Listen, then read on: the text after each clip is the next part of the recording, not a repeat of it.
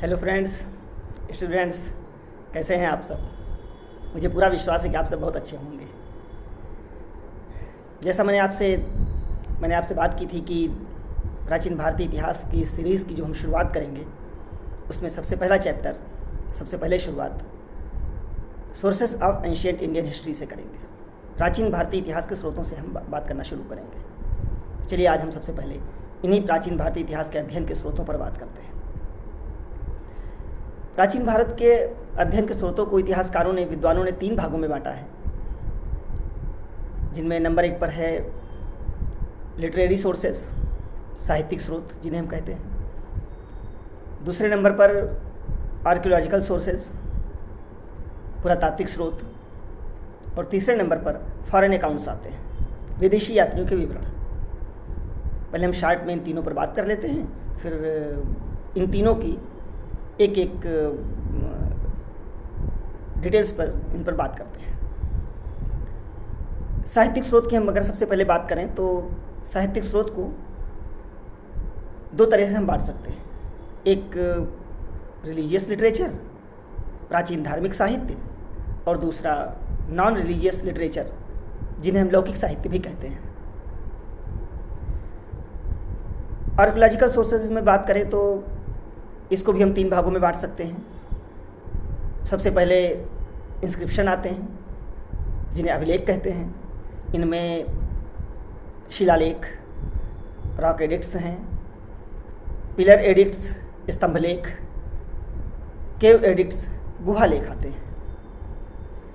दूसरे नंबर पर कॉइन्स हैं, सिक्के, जो प्राचीन भारत के राजतंत्रों द्वारा, गणतंत्रों द्वारा, निगमों द्वारा, व्यापारिक श्रेष्ठियों द्वारा, श्रेणियों द्वारा चलाए गए थे, वो कॉइन्स हैं, सिक्के हैं। और तीसरे नंबर पर सील्स हैं, मुद्राएं।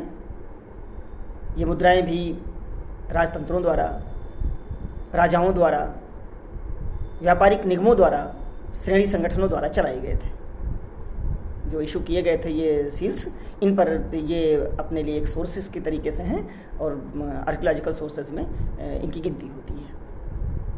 फॉरेन अकाउंट्स की बात करें तो फॉरेन अकाउंट्स, विदेशी यात्रियों के विवरण भी अपने पास 3 तरीके से हैं। एक यूनान और रोम के लेखकों के विवरण, चीनी यात्रियों के विवरण, और अरबी यात्रियों के विवरण, अरब लेखक। इन यात्रियों ने, इन लेखकों ने जो भारत के संबंध में लिखकर छोड़ा है, वो हमारे लिए काफ़ी सोर्सेज हैं, काफ़ी हमारे लिए अध्ययन के स्रोत में काफ़ी काम करते हैं। तो ये एक शार्ट में इन तीनों सोर्सेज रहा। अब सबसे पहले हम बात करते हैं साहित्यिक स्रोत की, लिटरेरी सोर्सेज। जो अभी बात हुई कि साहित्यिक स्रोत 2 तरीके से है, एक रिलीजियस लिटरेचर, धार्मिक साहित्य, और दूसरा नॉन रिलीजियस लिटरेचर, जिसे लौकिक साहित्य भी कहा जाता है। सबसे पहले धार्मिक साहित्य पर बात करते हैं। धार्मिक साहित्य को 3 भागों में बांटा गया है। एक ब्राह्मण धर्म का साहित्य, जिसे हम आर्य साहित्य कहते हैं। दूसरा बौद्ध साहित्य, बुद्धिस्ट लिटरेचर।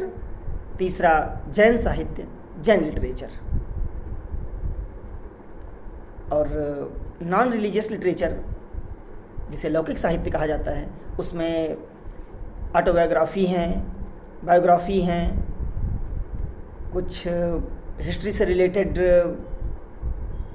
टेक्स्ट हैं, जैसे राजतरंगिणी वगैरह, कोश ग्रंथ हैं, अमरकोश वगैरह। ये सारे हमारे नॉन रिलीजियस लिटरेचर आते हैं।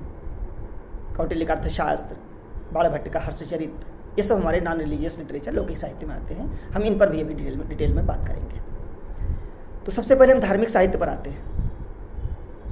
धार्मिक साहित्य में हम उस आर्य साहित्य, उन ब्राह्मण धर्म के साहित्य पर बात करेंगे।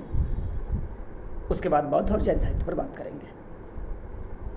ब्राह्मण धर्म के साहित्य में सबसे पहले अगर हम बात करें तो वैदिक साहित्य की बात होती है। सबसे पहले वैदिक साहित्य आता है, वैदिक लिटरेचर। वैदिक लिटरेचर में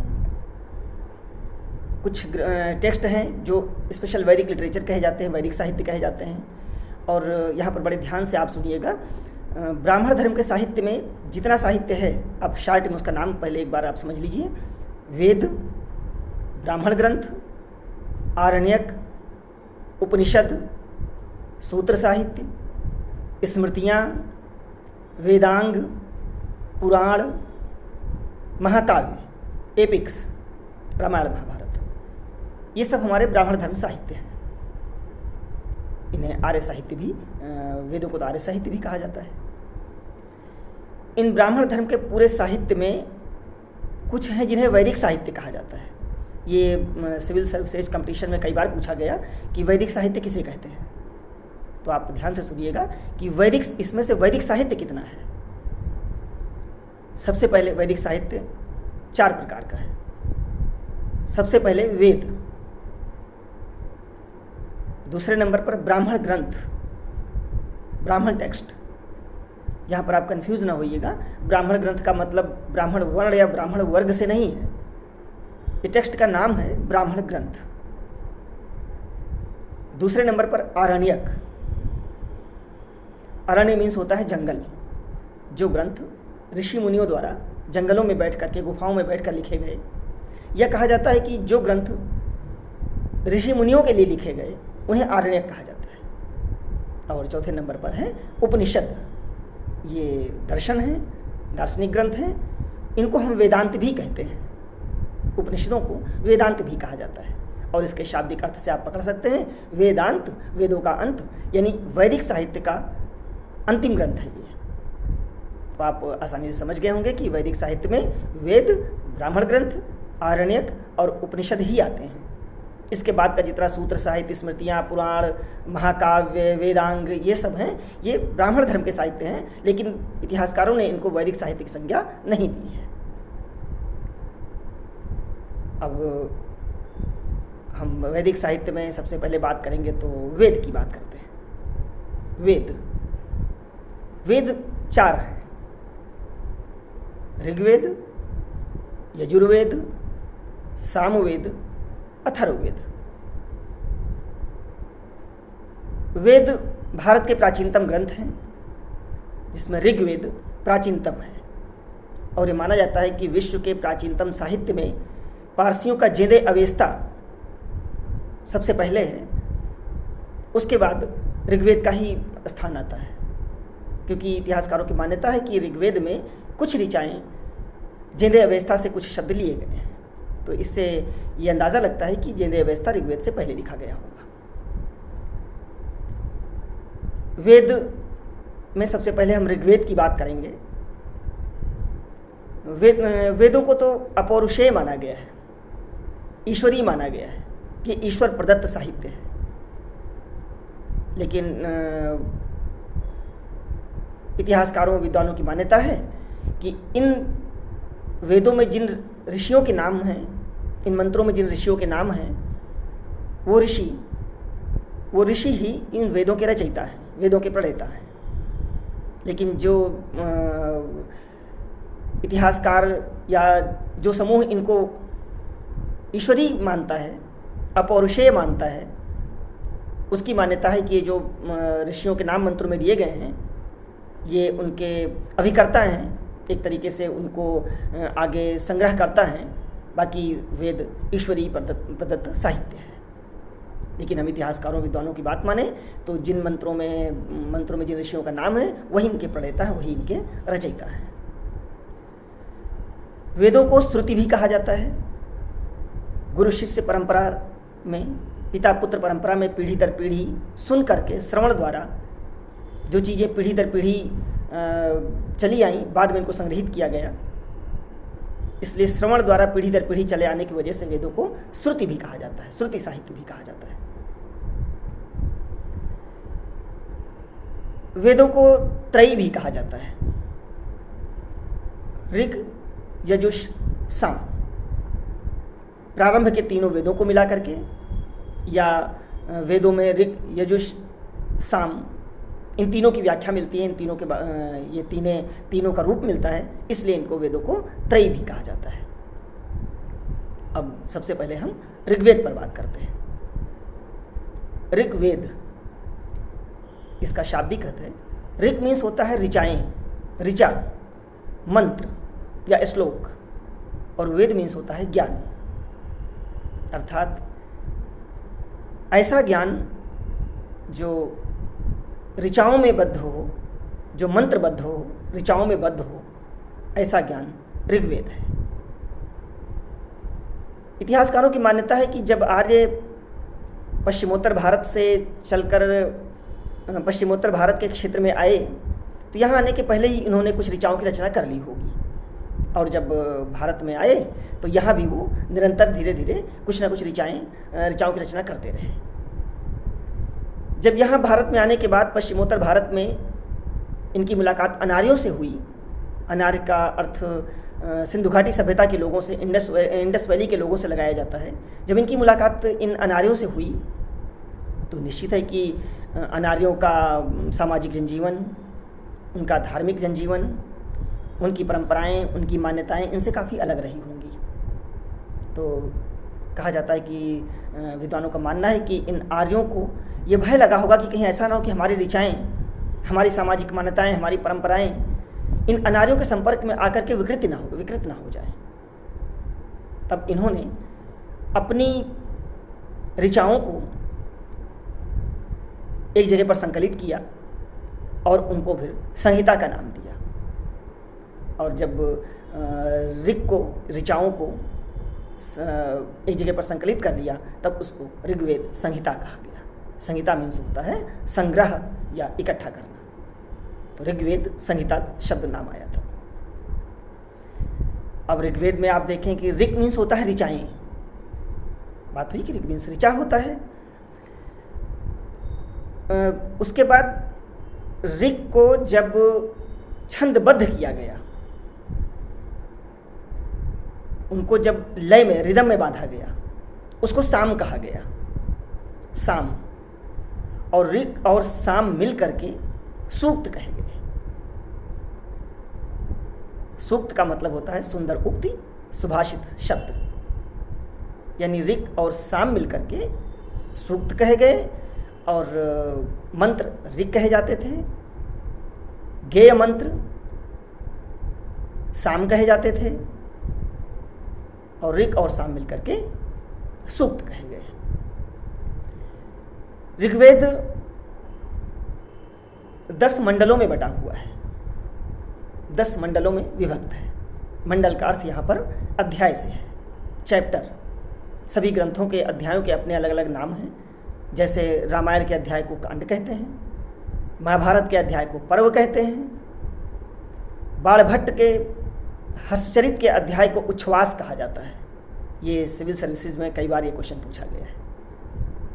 इसी तरह से वेदों के अध्याय को मंडल कहते हैं। ऋग्वेद में 10 मंडल हैं। इतिहासकारों की, विद्वानों की मान्यता है कि दूसरे से 7वां मंडल प्राचीनतम है, 8वां, 9वां और पहला मंडल इसके बाद का है, 10वां मंडल प्रक्षिप्त है, बहुत बाद में जोड़ा गया है। ऋग्वेद की जो ऋचाएं हैं इनकी कुछ अपनी विशेषताएं हैं। ऋचा मीन्स बात हुई मंत्र।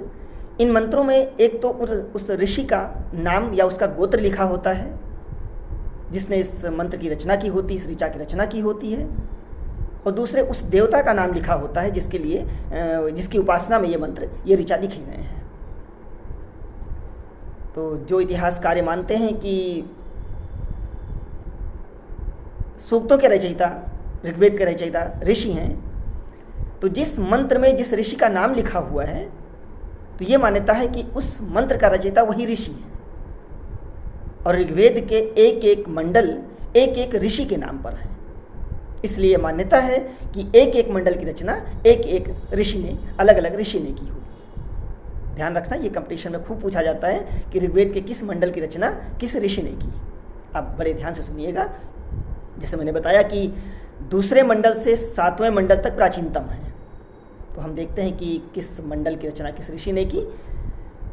ऋग्वेद का दूसरा मंडल, सेकंड मंडल, इसकी रचना गृत्समद ऋषि ने की, ऋषि गृत्समद ने की।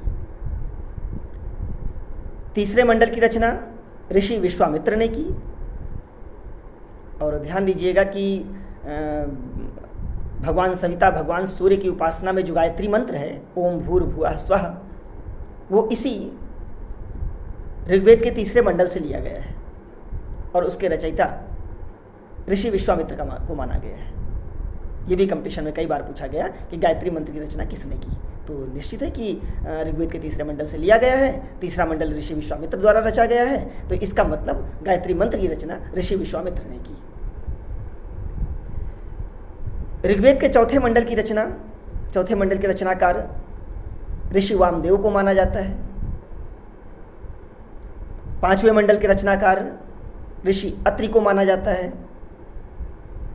छठे मंडल के रचनाकार ऋषि भारद्वाज को माना जाता है और सातवें मंडल के रचनाकार ऋषि वशिष्ठ को माना जाता है।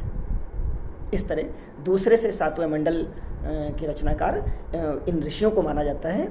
और आठवां और नवां मंडल कण्व ऋषि और अंगिरस ऋषि के वंशजों द्वारा माना जाता है और कहा जाता है कि प्रथम मंडल के लगभग 50 सूक्त 50 ऋचाएँ इन्हीं कण्व और अंगिरस ऋषि के वंशजों द्वारा किए गए हैं।